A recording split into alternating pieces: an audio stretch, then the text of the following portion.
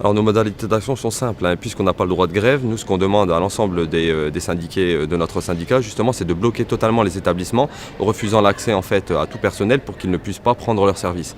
Alors au-delà de ça, aujourd'hui, le mouvement a pris une telle ampleur que certains défient même justement l'interdiction du statut spécial de ne pas faire grève et refusent de prendre les clés.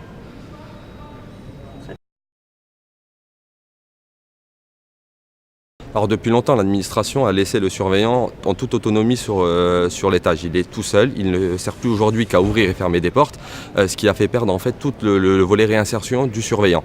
Nous, ce qu'on préconise aujourd'hui, c'est justement que le surveillant redevienne un acteur principal de la détention, qu'il redevienne l'acteur central, tout en justement pouvant effectuer toutes ses missions. Alors en effet, la réinsertion prioritairement, puisque c'est celle qui a été oubliée depuis des années, et la garde et la sécurité.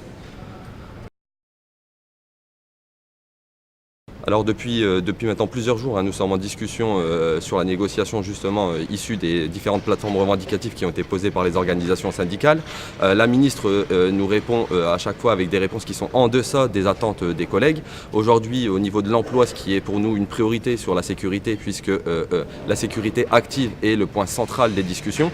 Sur ce point, nous n'avons aucune réponse concrète, 1100 emplois qui ne correspondent même pas aujourd'hui aux vacances d'emploi des différents établissements, ce qui est insuffisant.